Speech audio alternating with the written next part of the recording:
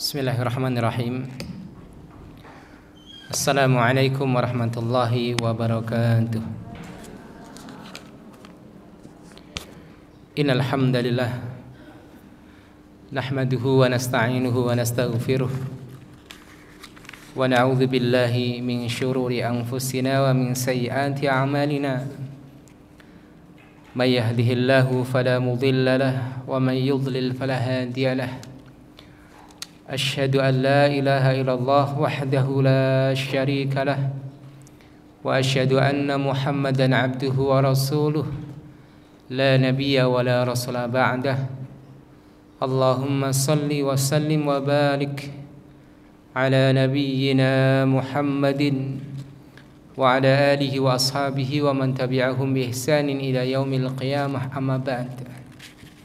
Ibu-ibu, para ummahat, jamaah sekalian yang mudah-mudahan senantiasa dirahmati Allah Subhanahu wa taala. Marilah pada kesempatan pagi hari ini kita kembali memanjatkan puja dan puji syukur kita kehadirat Allah Subhanahu wa taala atas segala nikmat yang diberikan kepada kita semuanya. Alhamdulillah, sampai hari ini, sampai saat ini Allah masih menitipkan untuk kita semuanya nikmat-nikmatnya yang sangat banyak. Allah berikan kepada kita semuanya nikmat kesempatan, dan mudah-mudahan juga Allah senantiasa memberikan kepada kita nikmat kesehatan. Bagi saudara-saudara kita yang sedang diuji oleh Allah dengan sakit, kita berdoa mudah-mudahan Allah berikan kepada mereka kesembuhan yang sempurna. Kita juga bersyukur kepada Allah atas nikmat Islam dan iman, nikmat yang sangat besar, nikmat yang sangat agung, nikmat yang tidak bisa ternilaikan dengan dunia seisinya. Dan juga kita berharap para ummahat, mudah-mudahan Allah Subhanahu wa taala memberikan kepada kita semuanya nikmatul istiqamah di atas Islam dan iman ini sampai saatnya nanti kita pulang kembali kepada Allah Subhanahu wa taala. Salawat dan salam kita haturkan kepada junjungan kita, yaitu Nabi besar Muhammad sallallahu alaihi wasallam beserta keluarga, para sahabat dan seluruh umatnya yang senantiasa istiqamah di dalam menjalankan sunnah beliau hingga hari kemudian. Para ummahat, jamaah sekalian yang dirahmati Allah Subhanahu wa taala, hari ini insyaallah kita akan kembali melanjutkan kajian kitab Tazkiyatun Nafs. Alhamdulillah, tinggal sedikit pembahasan kita, ibu-ibu. Kita pada pembahasan yang terakhir tentang dunia, ya. Dan kita sudah sampai pada halaman 158, bagian yang terakhir. Silahkan dibuka kitabnya para ummahat. 158, bagian yang paragraf yang terakhir, ya.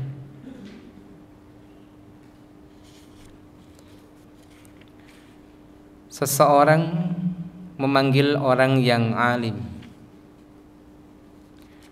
Berhentilah sejenak, saya ingin berbicara dengan Anda. Orang alim itu menjawab, coba hentikan dulu matahari itu.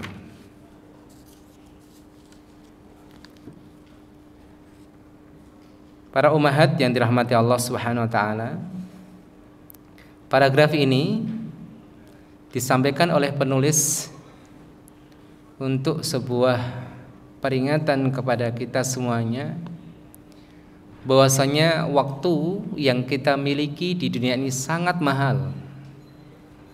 Waktu, umur dan usia itu nilainya sangat mahal, karena itu adalah modal utama kita di dalam kita beribadah kepada Allah Subhanahu wa taala.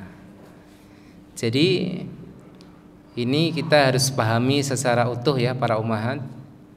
Bukan berarti yang seperti ini kita praktekkan di setiap saat.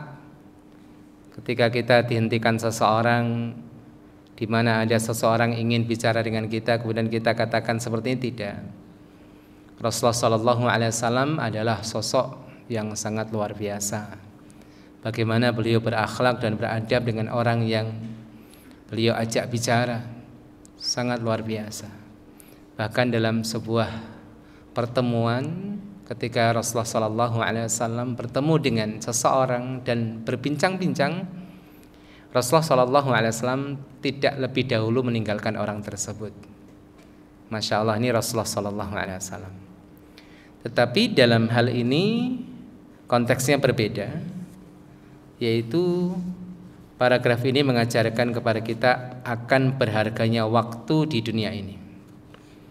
Dan di dalam Al-Quran kita juga mendapatkan beberapa surat dan beberapa ayat yang menjelaskan akan berharganya sebuah waktu, di mana Allah sebutkan dalam firman-Nya misalnya surat Al-Asr, wal asr, Allah bersumpah dengan waktu, wal asr, demi masa, demi waktu.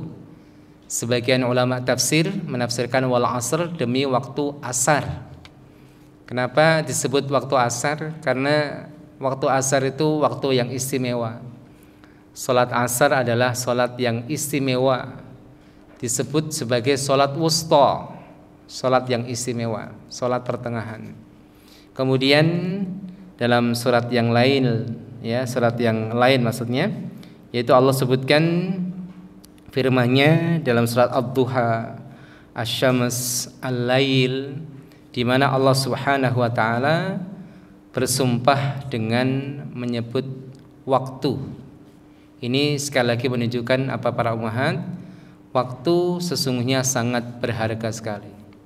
Kemudian di dalam hadis juga Rasulullah SAW menyebutkan, hadis sahih riwayat Imam Bukhari, Rasulullah SAW bersabda, ni'matani, ada dua nikmat, magbunun fihi ma katsirun minan nas, ada dua nikmat yang mana kebanyakan orang itu tertipu, terlena, yaitu nikmatus sihah wal faraq, yaitu nikmat sehat dan nikmat sempat, nikmat waktu.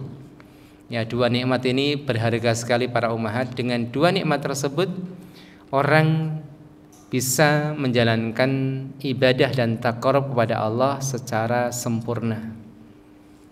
Kalau salah satu daripada keduanya saja diambil oleh Allah, maka sulit rasanya kita beribadah secara maksimal.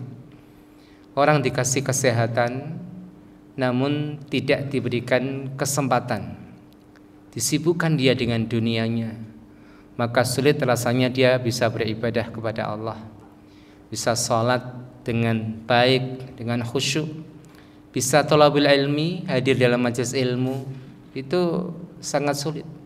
Atau sebaliknya, orang dikasih kesempatan, banyak kesempatan, banyak waktu, tapi Allah tidak berikan kesehatan, maka ibadah yang harusnya bisa dinikmati jadi tidak nikmat. Sholat saat sakit, ya, belajar saat sakit tidak enak, ibu. Maka dua nikmat ini, salah satunya nikmat kesempatan, adalah nikmat yang sangat luar biasa. Sedangkan ya, waktu yang Allah berikan kepada kita tentunya tidak banyak. Umur umat Islam, umur umat Nabi Muhammad disebutkan dalam hadis antara 60 sampai 70, tidak banyak, ibu. Maka ya, kalau kita renungi, waktu yang kita miliki itu ya hanya 3 hari. Hari kemarin, hari ini, dan hari besok, ya 3 saja. Hari kemarin ya sudah berlalu, tidak akan kembali lagi. Hari ini adalah hari yang kita bisa melakukan ya aktivitas pekerjaan, dan hari esok kita tidak tahu. Itu hakikat hari yang dimiliki oleh manusia, yang sudah lalu tidak akan kembali lagi. Maka sungguh yang namanya waktu itu sangat mahal. Dan di dalam manajemen waktu, Al-Imam Ahmad rahimahullah ta'ala mengatakan, waktu kita sebagai seorang muslim itu ada 4. Ya, ada 4, ibu. Yang pertama, waktu untuk kita beribadah kepada Allah. Maka sungguh merugi kalau orang itu ngaku sebagai seorang muslim, seorang muslimah, tidak memiliki waktu untuk ibadah. Itu sudah salah sebagai seorang muslim.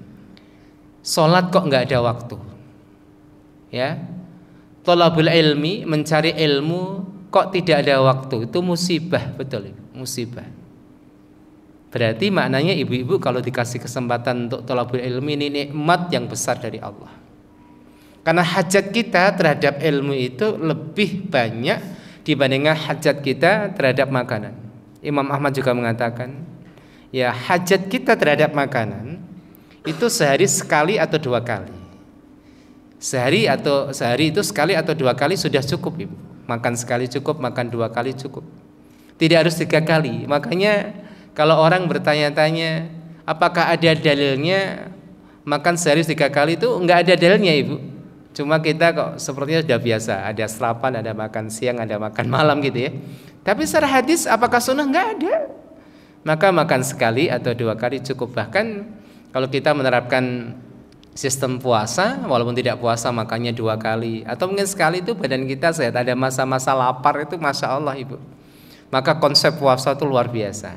Cuma sebagian orang kalau puasa kok nggak sehat, berarti ada yang salah konsep puasanya.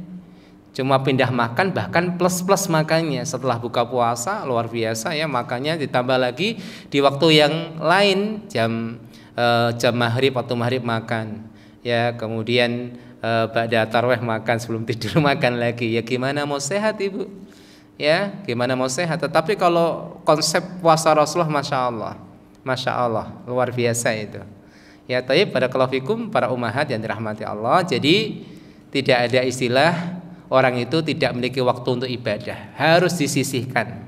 Para ummahat baca Al-Quran jangan ada prinsip di sisa-sisa waktunya, nanti kalau senggang deh baca Al-Quran. Jangan, Ibu, dijadwal betul. Walaupun hanya 1 halaman, 1 lembar sehari, tapi terjadwal. Nanti waktu yang senggang tambahan, tapi wajib jam ini saya baca Al-Quran. Karena waktu inti kita pertama untuk ibadah kepada Allah. Kemudian yang kedua adalah untuk muhasabah. Tema tentang muhasabah sudah kita bahas. Berarti ibu dalam sehari semalam waktu untuk ibadah jelas ada dan harus diadakan. Kedua, waktu untuk muhasabah. Muhasabah menghitung amal yang kita lakukan, evaluasi ya, bertanya tentang kualitas ibadah kita, niatnya seperti apa. Kalau ada satu kotoran yang mengotori niat kita, istighfar kepada Allah. Kalau ada ibadah yang kurang ikhlas, segera taubat kepada Allah. Muhasabah, berarti muhasabah kita bukan tahunan tapi harian, Ibu. Ada waktu untuk muhasabah di dalam amal kita. Yang ketiga adalah waktu di mana seseorang menikmati hal-hal yang dibolehkan atau seseorang menikmati hal yang mubah. Jadi ada waktunya, Ibu. Ada waktu di mana ia menikmati makan dan minumnya, ya boleh. Bahkan seorang muslim kalau dia tahu manajemen ilmunya, hal yang mubah itu bisa menjadi satu amal ibadah. Ini seorang muslim. Ya, seorang yang berilmu, dia akan menjadikan amal-amal yang mubah itu bernilaikan ibadah. Di sini jadi boleh. Yang keempat, waktu bagi seorang muslim adalah bagaimana ia bergaul dengan sesamanya agar ia mengetahui aib dan kekurangannya. Maksudnya kekurangan dirinya sendiri. Ini waktu yang keempat. Orang bergaul dengan sesamanya agar ia mengetahui aibnya. Kadang kita muhasabah diri kita sendiri itu enggak nyampe, Ibu. Karena terkadang kita memandang diri kita ya dengan pandangan positif saja, ya enggak ada yang kurang, enggak ada ini. Tapi ketika kita bergaul dengan teman-teman, ya berkumpul seperti ini, kadang ada orang yang mengingatkan diri kita sehingga kita tahu aib dan kekurangan kita. Ini 4 waktu yang harus kita pahami dan coba kita betul-betul praktekkan, ya Ibu. Ada waktu betul-betul untuk ibadah. Ada waktu untuk muhasabah, ada waktu di mana kita menikmati yang mubah, dan ada waktu di mana kita bermuamalah. Ini diingat, waktu untuk ibadah, waktu untuk muhasabah, waktu untuk mubah, waktu untuk muamalah. Tapi tujuan muamalah bukan mengetahui atau mengulik aib dan kekurangan orang lain, tapi supaya kita paham akan kekurangan diri kita sendiri. Tapi barakallahu fikum, ini terkait dengan waktu. Intinya apa para ummahat? Paragraf terakhir pada halaman 158 tidak mesti dipraktekkan di setiap waktu ya Ibu, karena adab kita bagaimana menyenangkan orang lain. Kalau tiba-tiba ada orang ngajak bicara ya kita layani kan, gitu. Tidak harus mesti seperti ini, tapi ini disampaikan oleh penulis bahwasanya waktu itu sangat mahal bagi seorang muslim. Waktu kita terbatas, sedangkan bekal yang kita butuhkan sangat banyak untuk perjalanan panjang menuju Allah. Ya, kalau kita mau jujur hari ini, misalnya kalau kita ditawari hari ini dipanggil oleh Allah, kira-kira sudah cukup atau belum? Kita sendiri aja ragu gitu kan. Maka waktu itu sungguh sangat mahal bagi seorang muslim. Halaman 159. Kita baca para ummahat. Ini ya perlu kita fokus bahwasanya pembahasan kita tentang dunia. Celaan kepada dunia bukan pula ditujukan kepada bumi tempat dunia ini berada. Bukan pula kepada gunung-gunung, lautan luas, sungai-sungai dan logam-logamnya. Semuanya itu adalah nikmat Allah Azza wa Jalla bagi hamba-hambanya, supaya mereka mengambil manfaatnya, mengambil pelajaran darinya, dan menjadikannya sebagai bukti keesaan Allah, kekuasaan dan keagungannya. Ya, ini poin pertama para ummahat, bahwasanya celaan terhadap dunia. Dunia ini tidak berharga, dunia ini itu bukan secara dat dunia itu, Ibu. Bukan celaan terhadap waktu berupa siang dan malam, bukan. Bahkan siang dan malam itu adalah makhluk yang Allah hadirkan di dunia ini supaya kita bisa mengambil pelajaran. Pergantian siang dan malam sebagai tanda-tanda kebesaran Allah. Ya, banyak ayat yang menunjukkan akan hal tersebut. Pergantian siang dan malam adalah nikmat Allah. Sampai Allah kemudian ya menyampaikan kepada kita, kalau malam itu terus-menerus sampai hari kiamat, lalu adakah Tuhan selain Allah yang mampu mendatangkan cahaya?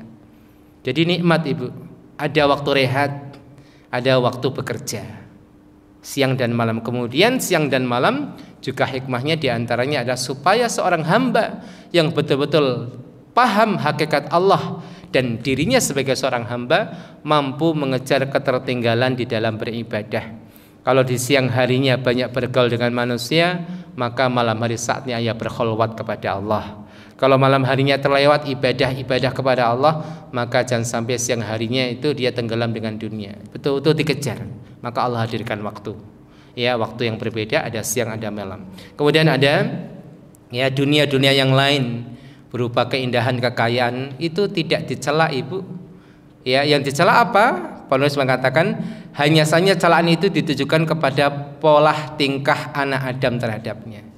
Jadi kalau makhluk itu enggak boleh dicela secara fisik Ibu. Bahkan kita mencela orang itu enggak boleh. Ya, kemudian mencela sesuatu yang terjadi itu tidak boleh. Makanya Syekh Muhammad Al-Utsaimin dalam kitabnya Al-Qaul Mufid itu menjelaskan tentang hadis la tasubud dahra. Janganlah kamu mencela waktu, janganlah kalian mencela masa. Ya, tidak boleh mencela malam, tidak boleh mencela siang dan apa yang terjadi di dalamnya. Misalnya ada musibah, ada bencana alam, orang itu tidak boleh mencela. Belum menjelaskan ada 3 rincian Ibu. Ada 3 rincian. Yang pertama, kalau ada satu peristiwa misalnya tsunami, banjir atau apapun peristiwa alam, maka orang itu tidak boleh mencelanya. Dasar ya, ini hujan. Ini bikin dagangan saya nggak laris. Orang jual es, kemudian seharian hujan. Dia nggak boleh mengatakan dasar hujan. Kalau dia mencela hujan ini dengan keyakinan bahwa hujan itu berbuat dengan sendirinya tanpa campur tangan Allah, selain ia melakukan keharaman, ia jatuh dalam syirik. Enggak boleh. Ada tsunami, kemudian dia mencela tsunami ini. Dasar ini tsunami. Maka hati-hati para ummahat ketika ada orang yang berbicara, alam ini marah, alam ini marah. Kemudian dia meyakini betul-betul alam ini marah dengan sendirinya. Ya, angin marah, ya, lautan marah, kan gitu kan? Karena manusia membuang sampah sembarangan, mengotori lautan dengan sampah-sampah yang akhirnya laut itu marah. Kalau kemudian kita yakin lautan itu marah dengan sendirinya, akhirnya melakukan tsunami dengan sendirinya tanpa ketentuan dan izin Allah, orang jatuh pada syirik akbar. Ini yang pertama, Ibu, sudah mencela, meyakini bahwa alam itu bisa berbuat sendiri, itu haram dan syirik akbar. Kemudian yang kedua, ya, yang kedua, orang mencela alam, mencela waktu, mencela ya peristiwa yang Allah takdirkan berupa bencana alam misalnya, tapi masih meyakini bahwa Allah yang menakdirkan, Allah yang menciptakan, maka orang jatuh pada keharaman namun tidak masuk kategori syirik. Ya Bu, hati-hati ya Bu ya. Kemudian kalau orang melakukan perjalanan, ya kemudian merasa panasnya ya dia mengatakan seakan-akan mencela ini. Ya dasar ini, dasar itulah sebagainya. Ini tidak boleh. Sedangkan kalau orang itu hanya mengabarkan, Ibu, hanya mengabarkan, menyampaikan ya fakta memang tanpa ada maksud mencela, maka para ulama menjelaskan ini tidak apa-apa. Panas kemarin sangat ekstrim, ya kita mengabarkan saja panasnya itu sudah melampaui 40 derajat di negeri kita. Panasnya ekstrim. Itu boleh ya berdasarkan firman Allah surat Hud ayat 77. Coba dibuka Ibu. Surat Hud ayat 77. Bagi ummahat yang sudah mendapatkannya, boleh dibaca. Surat Hud ayat 77.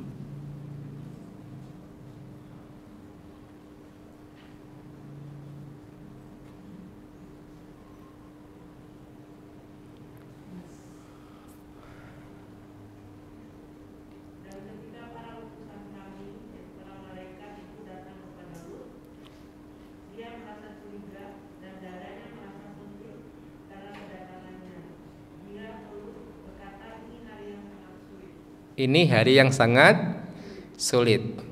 Kalau ibu mengatakan ini hari yang sangat sulit dengan maksud mencela, tidak boleh. Ya Ibu ya. Ini musim yang sangat sulit. Itu tidak boleh.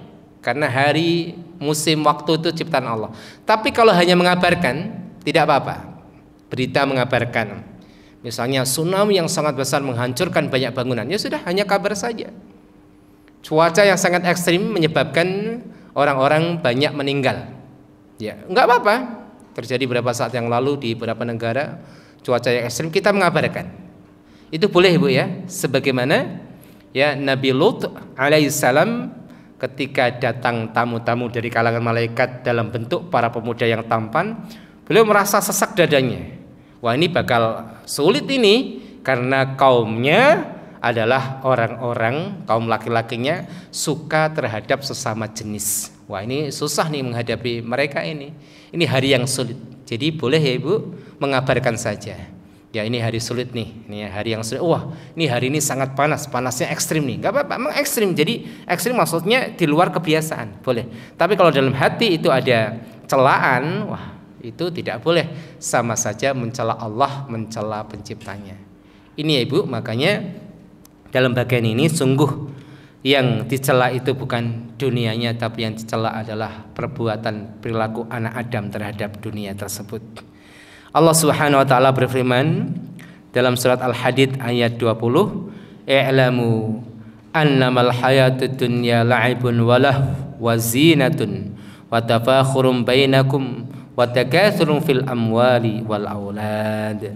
Ketahuilah, sesungguhnya kehidupan dunia itu hanyalah permainan, sendau gurau yang melalaikan, perhiasan, saling berbangga diri di antara kalian, dan saling berlomba untuk memperbanyak harta dan anak. Jadi perbuatan itu Ibu yang kemudian dicela oleh Allah Subhanahu wa taala. Tapi kalau Allah menghadirkan dunia untuk kita dan kita bisa menggunakan untuk kebaikan, itu tidak tercela.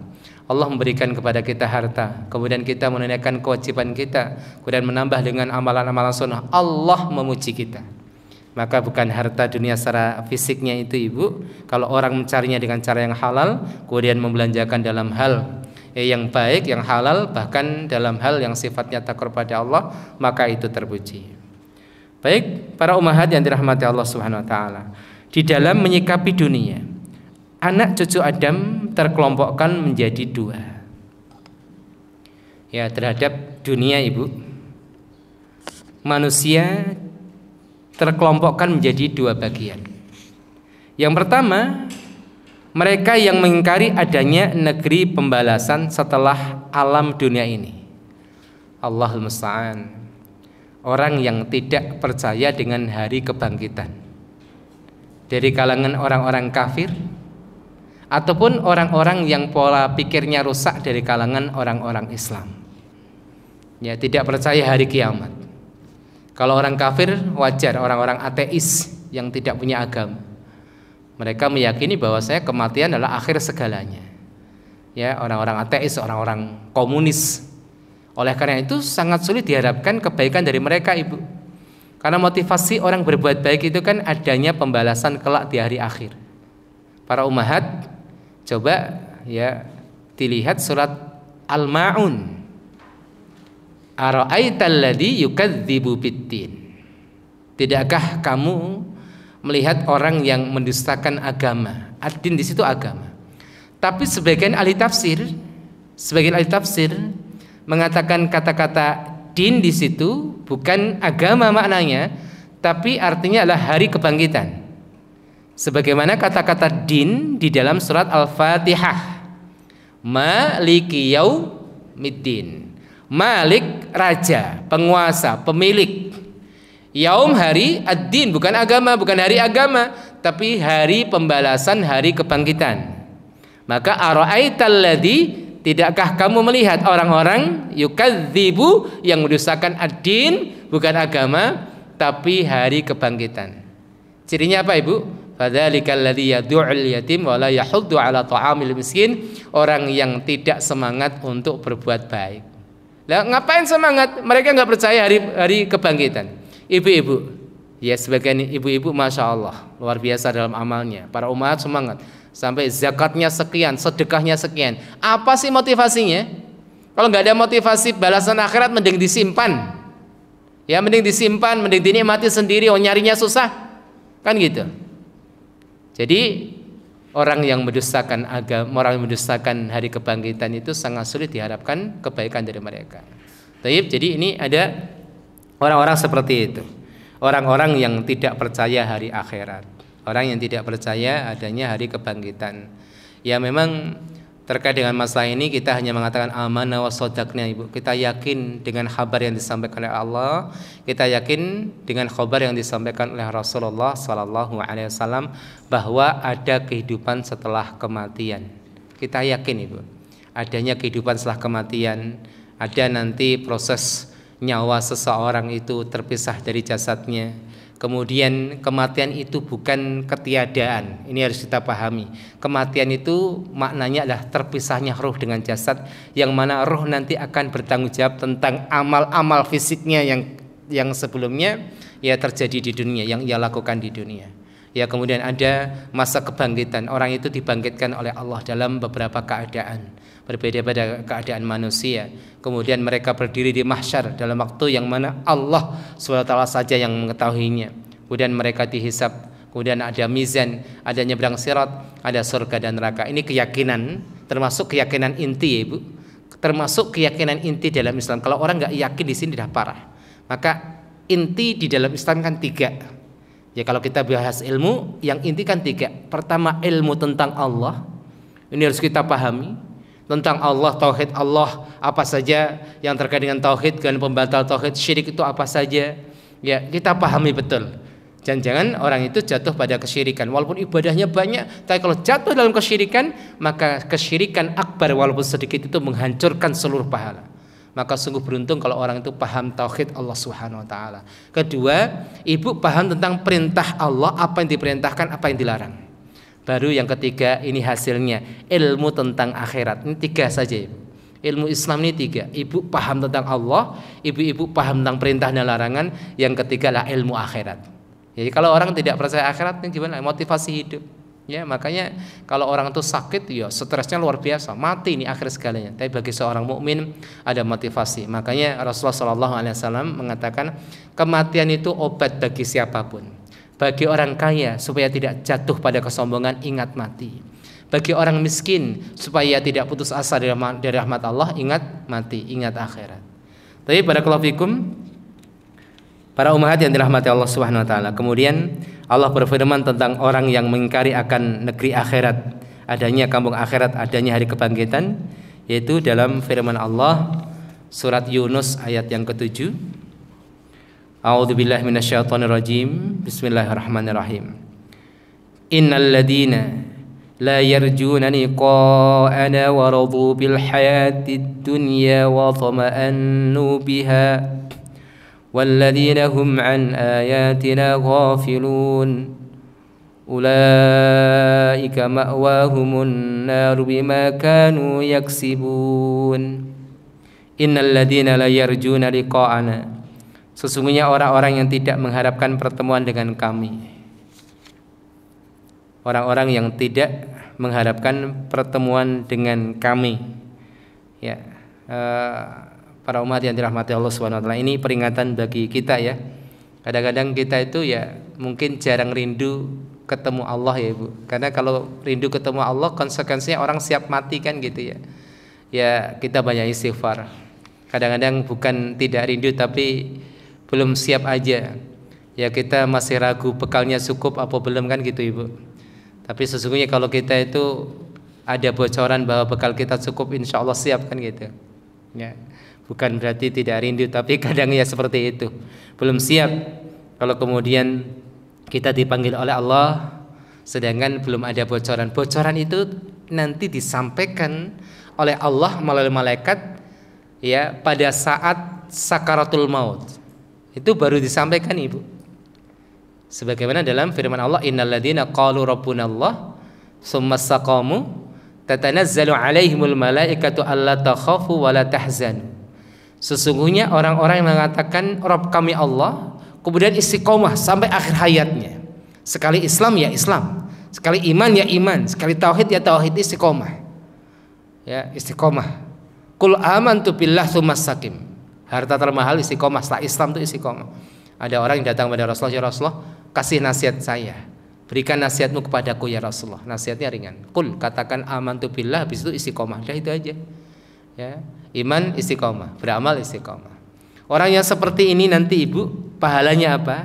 Pahalanya yang Allah berikan ketika ia meninggal turun. Tatanazzalu alaihimul malaikah. Tatanazzal itu bukan tanzil, man. Kalau tanzil turun, tatanazal itu turun banyak malaikat, bukan 1-2 malaikat. Berkerumun malaikat, mereka berlomba-lomba untuk memberikan kabar gembira kepada orang yang ingin bertemu Allah tadi, yang hendak meninggal tadi. Allah takhafu wa la tahzanu. Jangan takut, jangan sedih. Ya, berarti apa Ibu? Kondisi yang paling menakutkan adalah kondisi ketika ruh itu akan terpisah dengan jasad. Sudah merasakan sakit dan tidak tahu apa yang akan ia jumpai, sedangkan ia tidak bisa kembali ke dunia. Itu gimana gentingnya itu. Makanya sunnahnya apa para ummahat? Sunnahnya seseorang ketika ingin menghadapi kematian itu membesarkan rasa rojaknya kepada Allah. Anak-anaknya yang ditinggal, ya ketika menghadapi seperti itu, ibunya dalam kondisi misalnya sudah koma gitu ya, maka bisikkan di telinganya, bacakan ayat-ayat rahmat. Jangan malah diintimidasi. Bu, hati-hati masuk neraka loh, jangan. Sebaliknya bacakan ayat-ayat yang mengandung janji Allah, yang mengabarkan akan ya kasih sayang Allah. Bacakan surah Ar-Rahman misalnya, dibacakan terjemahnya. Walaupun sudah tidak bisa komunikasi nggak masalah. Bacakan Ar-Rahman, Allah yang Maha Rahman, Ibu, Allah yang Maha Rahman, Ibu, Maha Kasih, Maha Sayang. Jadi Ibu tentunya sebagaimana kita lah tidak terlepas daripada dosa, tapi Allah yang Maha Pengampun. Sebanyak apapun dosa yang Ibu Bapak lakukan, maka ampunan Allah lebih luas. Dihibur hatinya. Jadi meninggalkan dunia dengan senyum, ya Ibu ya. Ini karena itu kondisi yang sangat krusial dan kredit memang. Bukan hanya malaikat, iblis pun datang berlomba-lomba untuk memurtadkan manusia. Itu kesempatan terakhir. Mati-matian, ibarat orang itu taruhan itu udah ini mau rugi atau untungnya di akhir ini. Makanya kita tuh ngerinya di situ Ibu. Ya Allah, kita berharap mati husnul khotimah tuh gitu. Mengharapkan husnul khotimah di penghujungnya karena kita tuh nggak ngerti Bu, kuatkah kita terhadap ujian tersebut. Makanya penting sekali orang itu membesarkan rasa rojak kalau ada orang yang ada di sekitar situ itu menghibur. Dan Allah memberikan nikmat pada hambanya, para malaikat itu menghibur. Allah takhafu wa la tahzanu. Ketika sudah ada bocoran dari malaikat, kita lolos ujian, ya kita selamat dari godaan iblis. Kemudian malaikat membisikkan ya kata-kata yang indah tersebut. Dan hari itu tidak ada satu keinginan terbesar di hati seorang mukmin kecuali ingin segera mati dan bertemu Allah. Cepat. Ya ini masalah. Kalau hari ini kan kulluna nakrahul maut. Kita dengar kata mati kok ya gimana ya, jadi deg-degan gimana ya Ibu ya. Ya ya seperti itu.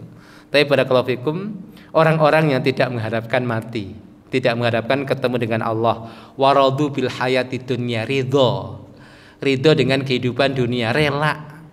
Ya Ibu, rela. Ini saja sudah dicela. Perhatikan Ibu, rela dengan cinta itu beda loh. Lalu bagaimana dengan orang yang cinta dengan dunia? Orang-orang yang tidak mengharapkan ketemu dengan kami, tidak mengharapkan berjumpa dengan kami, ridho, rela dengan kehidupan dunia. Bukan cinta loh nih levelnya. Kalau cinta udah level lebih tinggi lagi. Waradu bil hayati dunya wa tama'annu biha, dan kemudian merasa tenang, ya, tenang, tentram, ya betah. Ya, di sini dalam kitab At-Tazkirah di awal-awal Imam Al-Qurtubi itu menjelaskan ya tentang bagaimana tips yang diberikan oleh Rasulullah SAW menghadapi dunia ini. Kepada Ibnu Umar, Rasulullah mengatakan kun fid dunya ka'annaka gharibun aw 'abiru sabilin. Jadilah kamu di dunia itu seperti apa Ibu? Gharib, asing. Kita hidup di masyarakat yang kita tidak begitu kenal, bahasanya berbeda, makanannya berbeda. Maka kita ingin segera pulang ke kampung halaman kita, ke rumah kita, ya, ke orang-orang yang kita kenal. Seperti itulah bagaimana kita bersikap terhadap dunia, jadi orang asing. Makanya supaya kita tuh merasa asing, kadang-kadang kita diuji oleh Allah, ya kadang sakit, kadang sehat, ya kadang rezekinya lancar, kadang seret, ya anaknya, ya harapan kita semua soleh dan soleh, tapi terkadang diuji dengan anaknya, saudaranya, kerabatnya, tetangganya, supaya kita tidak begitu kerasan Ibu. Cuma manusia itu mencoba untuk mengkerasankan dirinya itu loh. Jadi Allah tuh ngasih simnya supaya kita nggak begitu kerasan di dunia. Ya, tapi kalau kita diberi sehat terus, ya kemudian dunianya baik-baik saja, semuanya enak-enak saja. Kira-kira kalau ditawari mati mau nggak? Ya nggak mau. Jadilah kamu seperti orang asing atau seperti orang yang nyebrang jalan. Orang nyebrang jalan itu kan pengennya ya cepet-cepet nyampe di ujung kan Ibu. Nggak ada orang nyebrang jalan ya sambil ngopi gitu kan, duduk-duduk tengah jalannya ketabrak. Itu tips Rasulullah SAW supaya kita tidak begitu betah dengan dunia ini. Ya cuma fasilitas yang kita nikmati ya kadang berat betul Ibu. Ya bukan hanya ya para umaha, dia ustadz-ustadzah semua mengalami. Artinya dunia itu masya Allah. Tapi ingat, zuhud itu bukan perkara dohir, zuhud itu perkara hati. Orang yang memiliki dunia namun hatinya itu melihat akhirat, sungguhnya dialah orang-orang yang zuhud sejati. Walladzina hum an ayatina ghafilun, dan orang-orang yang lalai dengan ayat-ayat kami. Ya, ulaika ma'wahumun nar bima kanu yaksibun. Merekalah orang-orang yang tempat kembalinya neraka, ya, bima kanu yaksibun, sebagai balasan terhadap apa-apa yang mereka lakukan. Ini peringatan bagi orang-orang yang lalai akan ayat-ayat Allah. Halaman 160 para ummahat. Mereka adalah orang-orang yang seluruh cita mereka hanyalah bersenang-senang, menikmati kehidupan dunia dan berusaha mencapainya sebelum kematian tiba. Ya seperti yang Allah firmankan yaitu dalam surat Muhammad ayat 12. Walladzina kafaru yatamatta'una wa ya'kuluna kama ta'kulu an'am wan naru maswal lahum. Dan orang-orang kafir, ya, dan orang-orang kafir itu bersenang-senang di dunia dan mereka makan seperti makannya binatang-binatang.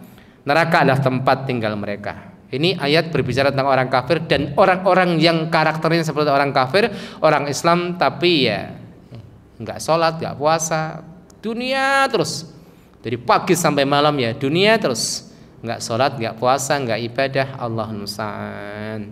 Ya para ummahat, dunia itu melenakan. Satu pintu dibuka itu akan mengundang pintu-pintu yang lain. Tapi ini golongan yang pertama para ummahat. Orang yang tidak percaya dengan hari pembalasan, orang yang tidak yakin dengan hari kebangkitan, tidak percaya dengan ya hari akhirat, tidak percaya surga dan neraka. Ya mau gimana lagi orang nggak percaya? Mau gimana lagi toh ibu? Ya beramal apa tuh amal? Nanti masuk surga apa? Surga itu di hati kita katanya kan gitu kan.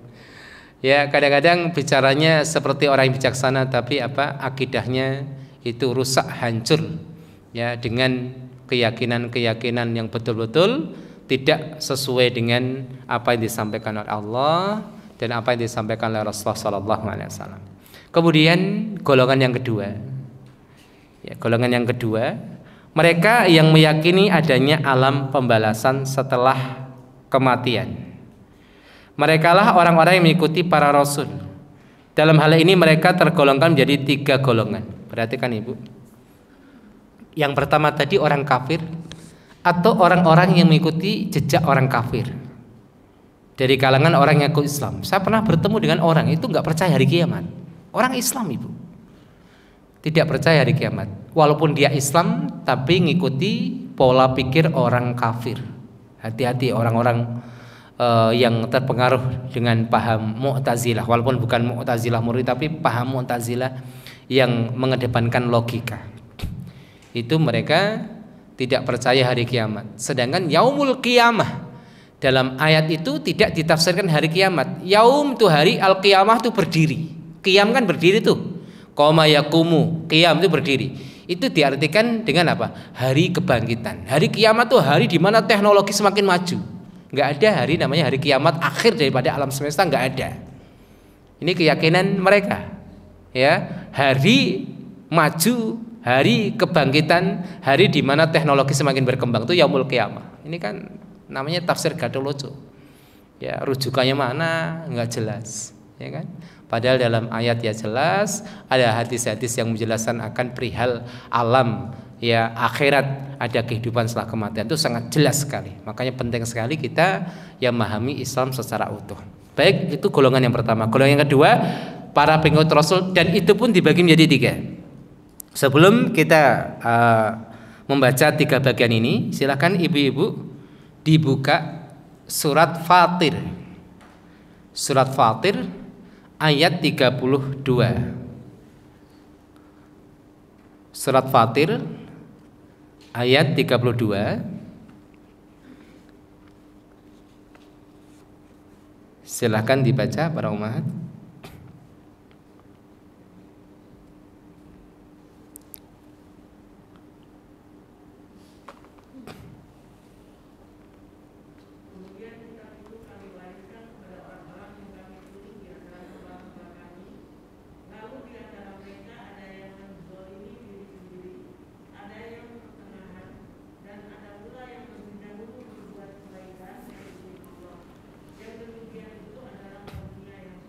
Ya, ayat ini menjelaskan 3 golongan dari umat Rasulullah Sallallahu Alaihi Wasallam. Yang pertama yang disebut dengan zalimul li nafsih. Nanti kita baca para umat. Tapi secara umum ya, bukannya terkait dengan masalah dunia saja, terkait dengan hal-hal yang lain. Umat Rasulullah dibagi menjadi 3 golongan. Ada zalimul li nafsih. Yang kedua muqtasid, yang diartikan pertengahan, muqtasid. Yang ketiga sabiqun bil khairat. Sabiqun bil khairat. Ya, ini 3 golongan dari umat Rasulullah sallallahu alaihi wasallam, dan ketiga-tiganya ini adalah umat Rasulullah, artinya umat Islam. Jadi kalau umat Islam bagaimanapun kondisinya masih betul-betul dalam rahmat Allah, Ibu. Masya Allah. Ini 3 golongan dari umat Rasulullah Sallallahu Alaihi Wasallam. Yang pertama di sini penulis menyebutkan zalimul li nafsih, orang yang menzalimi dirinya sendiri. Jumlah mereka paling banyak dibanding yang lain. Kebanyakan mereka terbuai oleh indahnya dunia. Mereka menyikapi dengan tidak semestinya. Bagi mereka dunia adalah segalanya. Mereka ridho, murka, berwalak dan berbarok karenanya. Jadi dunia itu sebagai tujuan utamanya, Ibu. Keridhaan, ya kerelaan, kemudian ya kemarahan, loyalitas, ya cinta, kebencian itu disandarkan pada dunia. Bukan cintanya karena Allah, tapi cintanya karena dunia. Tidak bersahabat kecuali karena dunia, tidak menikah kecuali karena dunia, dan apapun karena dunia. Ini mereka lah orang-orang yang disebut dengan ahlul la'ib, ahlul lahu, ahlul zinah, yaitu mereka orang yang disebut sebagai ahlinya orang yang main-main, ahlinya orang yang bersodaqoh, dan ahlinya berhias. Dan tiga-tiganya sifat dunia. Dunia itu tempat bermain-main, tempat bersodaqoh, dan tempat di mana orang itu berhias. Ya, dunia itu aksesoris bagi orang yang tidak paham akan ilmu Allah. Mereka beriman kepada akhirat karena mereka termasuk umat Rasulullah secara global. Tetapi mereka tidak mengerti apa itu dunia, bahwa ia adalah suatu tempat untuk berbekal menuju kehidupan selanjutnya. Bukan tujuan akhir, tapi sebagai wasilah sarana, tempat untuk orang berbekal. Orangnya orang Islam, ya percaya akhirat, percaya, diajak sholat ya nggak mau, percaya azab kubur ada surga dan neraka, percaya, tapi ya tadi, ya kapan ia sadar ketika sesaat ya pintunya diketuk oleh tamu terakhir, yaitu malaikatul maut. Baru dia bilang, ya Allah, kembalikan aku dunia, tunda umurku ya Allah. Ingat hartanya yang dikumpulkan sekian lama, sudah ngumpul sekian banyak, yang tujuannya untuk dinikmati di masa tua, belum tua mati. Ya, kasihan ya Bu, kasihan betul. Ya. Jadi ini orang Islam, tapi zalimul li nafsi, menzalimi dirinya sendiri. Kalau Islamnya tidak rusak, ya nanti masuk surga dengan izin Allah, dengan rahmat Allah. Tapi tidak ada jaminan ia masuk surga sejak awal, Ibu. Orang seperti ini bisa jadi kalau Allah berkehendak, ia akan mendapatkan siksa kubur. Karena siksa kubur itu ada dua, ya Ibu. Siksa yang terus menerus, yaitu bagi orang kafir, yaitu berhenti sesaat pada waktu sangkakala ditiupkan, sangkakala yang pertama. Sangkakala yang kedua ditiupkan, itu baru mereka dibangkitkan. Maka orang kafir mengatakan, mam ba'atsana mim marqadina, siapa yang bangunkan kami dari tempat-tempat tidur kami? Sehingga orang-orang Mu'tazilah mengatakan siksa kubur itu enggak ada, adanya orang itu ditidurkan. Itu dalilnya di surat Yasin ayat 56 atau ayat berapa, nanti dicek Ibu. Ya. Padahal kalau kita gabungkan seluruh ayat, tidak. Masa di mana orang kafir ditidurkan, yaitu ketika ditiupkan sangkakala yang pertama, sangkakala kedua tiupkan, mereka dibangkitkan, sebelumnya disiksa. Ini siksaan yang pertama, daimun mustamir. Yang kedua, orang-orang fasik dari kalangan orang-orang beriman. Kalau Allah menghendaki disiksa, kalau Allah menghendaki enggak. Ini hak mutlak Allah, Ibu. Suka-suka Allah. Maka kita dapatkan beberapa siksa yang Rasulullah kabarkan. Ada orang yang berenang di sungai darah. Itu siksa di alam kubur, bukan di akhirat. Bagi siapa? Bagi mereka orang yang makan riba. Ya. Ada siksa dipukul kepalanya bagi orang yang meninggalkan sholat, dan siksa-siksa yang lain. Jadi orang seperti ini nggak ada jaminan dia selamat. Ini ngeri, Ibu. Ya, kemudian bagaimana pada saat di padang mahsyar dia mendapatkan kesenangan, naungan dari Allah atau kepayahan? Kemudian di hari hisab, apakah hisabnya mudah? Atau sebaliknya, semakin banyak harta yang dikumpulkan, semakin lama hisabnya. Apakah ia termasuk orang yang dipersilahkan untuk minum dari air telaga Nabi? Apakah ketika nyebrang sirat dia langsung sukses sampai di penghujungnya, atau baru melangkahkan kakinya langsung tergelincir dan kemudian ia tinggal di neraka untuk beberapa waktu baru dientaskan menuju surga? Kan di sini Bu, ini zalimul nafsi. Jadi jangan meremehkan tentang hal ini ya, nanti ujung-ujungnya masuk surga, tapi perjalanan di surga bisa jadi diraih setelah melalui hal-hal yang sangat ya menyedihkan, yang sangat menyulitkan. Ini zalimul nafsi. Yang kedua, para ummahat, nanti kita raba diri kita masuk golongan mana kira-kira. Yang kedua, muqtasid. Muqtasid secara bahasa artinya pertengahan. Ya. Muqtasid. Iktisad itu ya masalah ekonomi, maka orang yang ekonomis itu bukan pelit tapi pertengahan. Muqtasid orang yang ekonomis gitu ya. Jadi muqtasid ini pertengahan. Adalah mereka yang menikmati dunia dari arah yang dibenarkan. Mubah ya Bu, boleh. Mereka melaksanakan seluruh yang wajib. Lalu membiarkan diri mereka ya bersenang-senang dengan kenikmatan dunia. Mereka tidak mendapatkan hukuman. Hanya saja derajat mereka rendah.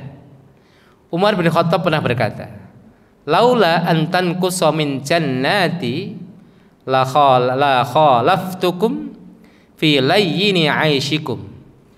Walakin sami'tu Allah ayyara qauman faqala adhabtum thayyibatikum fi hayatikum ad-dunya wastamta'tum biha."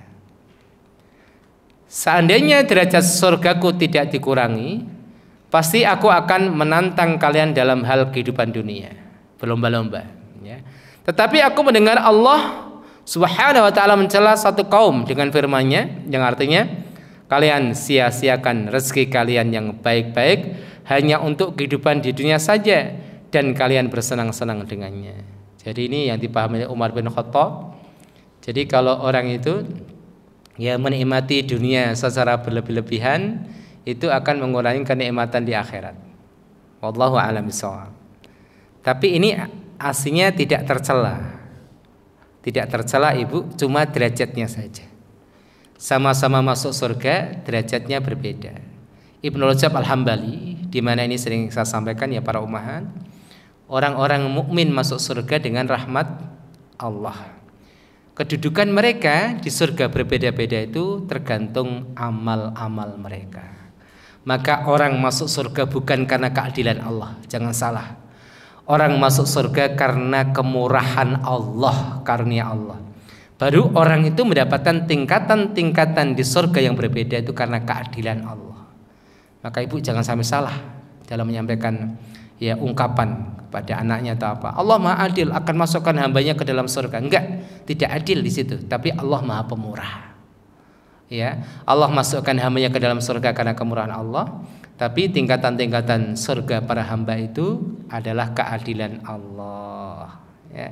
Orang-orang yang diuji oleh Allah, ya kemudian mereka bersabar, beda dengan orang yang dikasih fasilitas, yang masya Allah. Makanya kan dalam hadis Imam Ibnu Khuzaimah, nanti manusia itu kan dikelompokkan Ibu. Ada orang-orang yang disebut dengan ahlul musibah, ada ahlul afiyah. Al-afiyah itu jarang diuji, jarang sakit, wah, ekonominya lancar, ini ya, pokoknya lah anak-anaknya beres semuanya. Tapi ada ahlul musibah yang musibahnya bertubi-tubi, ya Allah, hilang satu musibah, datang musibah yang lain.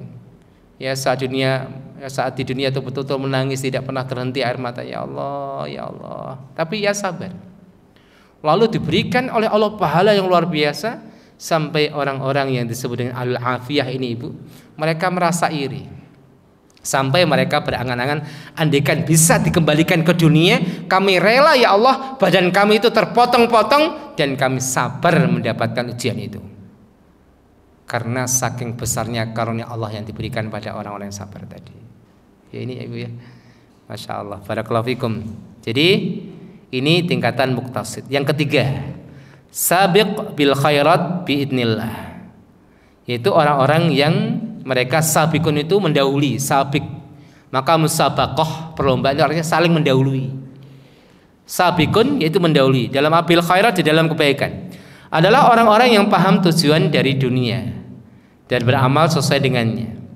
Mereka mengerti bahwa Allah Azza wa Jalla menempatkan hamba-hambanya di negeri ini untuk diuji.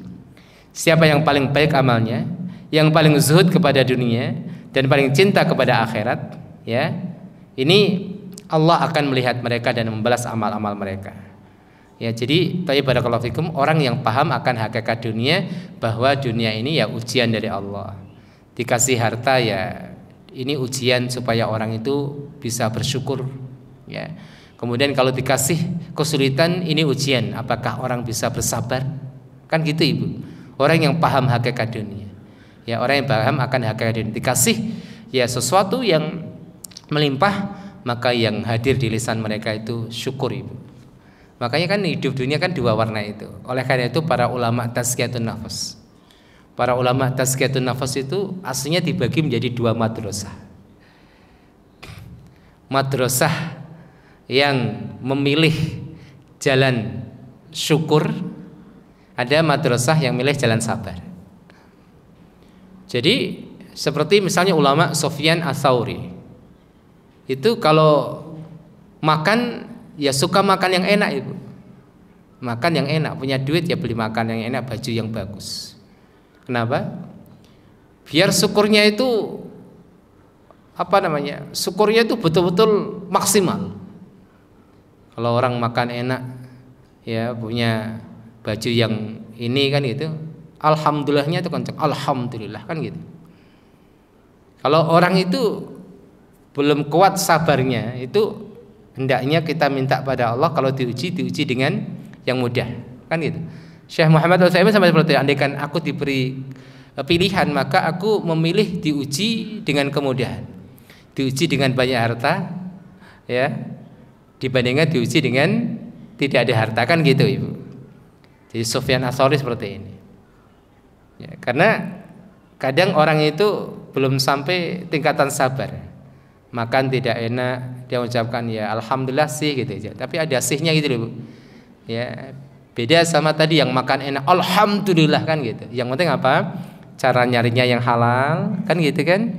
Makan enak ya alhamdulillah. Ibu makan enak, tidur nyenyak, punya tempat tinggal yang enak, kendaraan yang baik.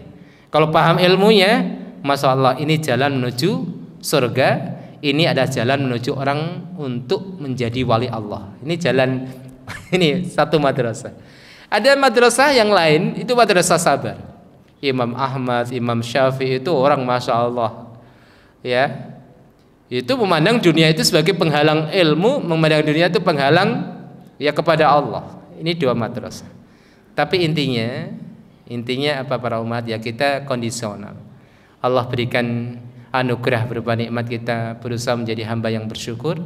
Kalau Allah sapa kita dengan bala musibah, ya kita menjadi hamba yang sabar.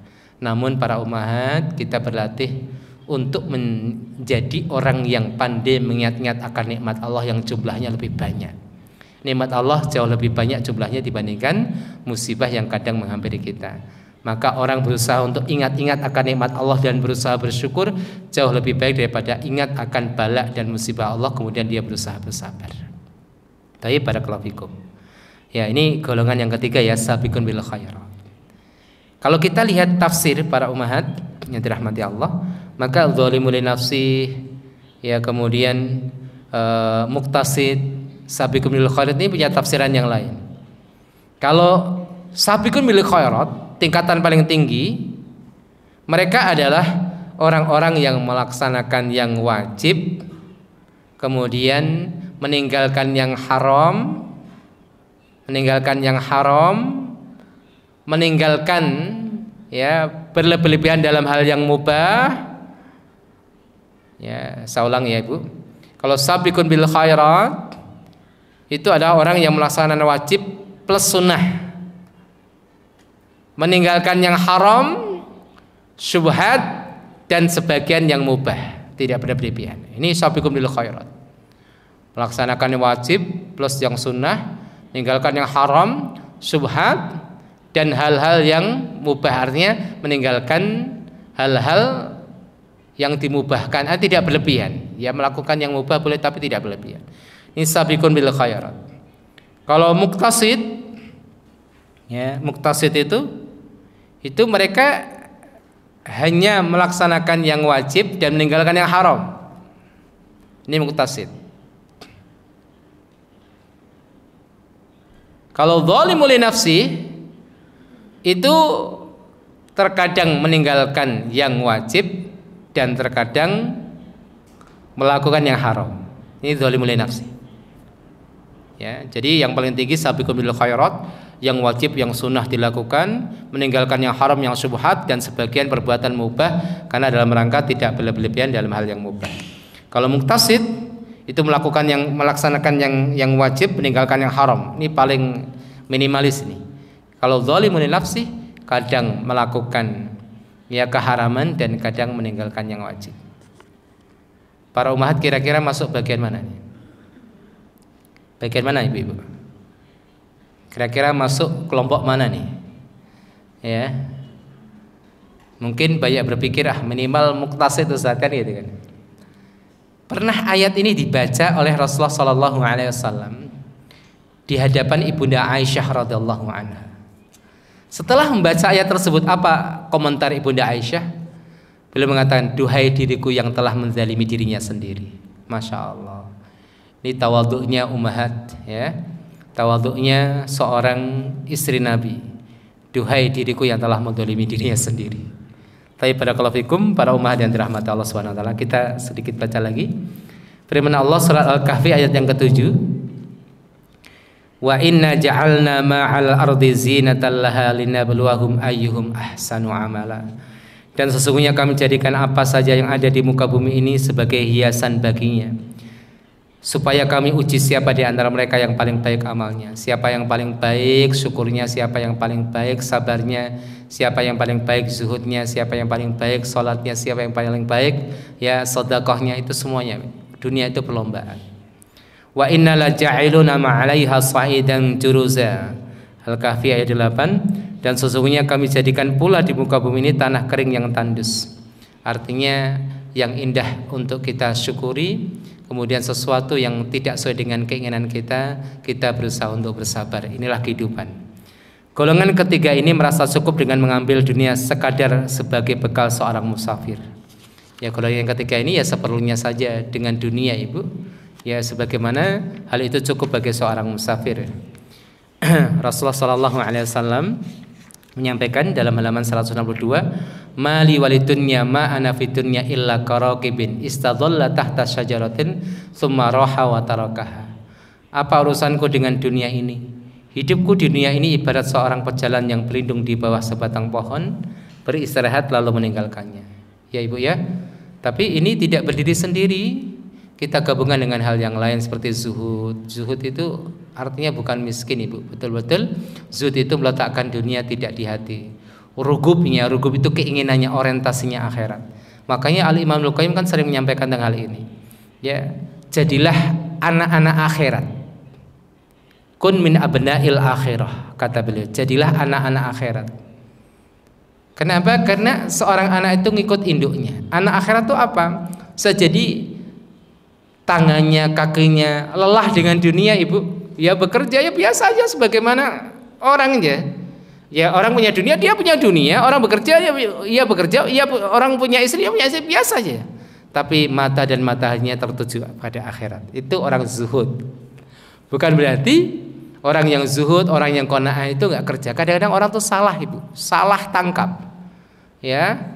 Aslinya dia tuh malas atau aslinya dia tuh iri, kemudian membungkus rasa hasad pada hatinya, membungkus rasa malas pada dirinya dengan apa? Dengan nama qanaah, dengan nama zuhud.